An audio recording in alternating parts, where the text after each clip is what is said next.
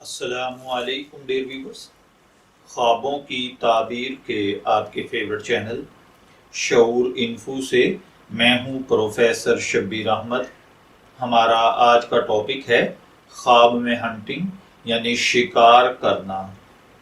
خواب میں اگر کوئی دیکھے کہ اس نے شکار کیا ہے یا شکار ہونے والی چیز خواب دیکھنے والے کے مطیع اور تابع ہے تو اس کا مطلب ہے کہ خواب دیکھنے والا آنے والے وقت پر امیر و کبیر ہوگا، رئیس ہوگا، لوگ اس کی بات مانیں گے، اس کے فیصلوں پر بھروسہ کریں گے۔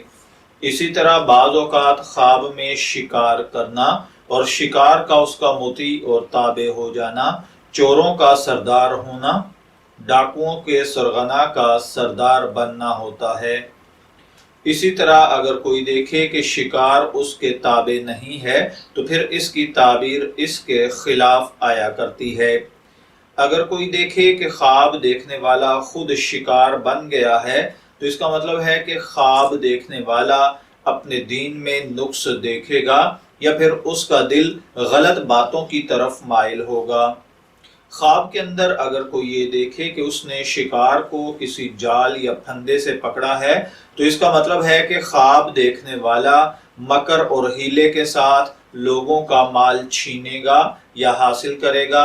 اگر کوئی دیکھے کہ اس نے شکار کر کے گوشت کھایا ہے تو اس کا مطلب ہے کہ خواب دیکھنے والا کسی گاؤں دیہات کے رہنے والے آدمی کا دھوکے سے مال کھائے گا۔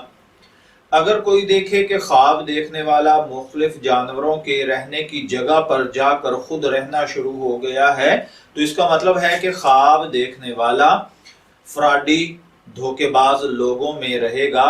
اگر کوئی دیکھے کہ وہ جنگل میں گروہ کی صورت میں پھر رہا ہے تو اس کا مطلب ہے کہ خواب دیکھنے والا شریف اور سادالو لوگوں سے منافع حاصل کرے گا۔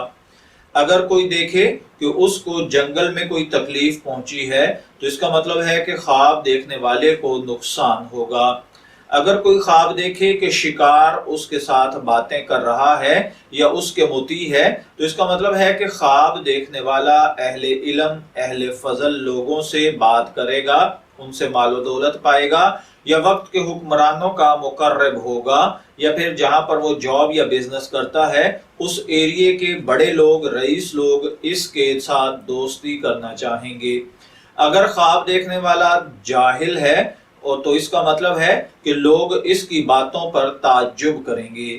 میں دعا گو ہوں کہ اللہ تعالیٰ آپ کے خواب کو آپ کے لیے نیک تعبیر بنائے۔ شعور انفو سے اجازت چاہیں گے، پھر ملیں گے کسی نئے خواب کی تعبیر کے ساتھ۔ تب تک کے لیے اللہ حافظ۔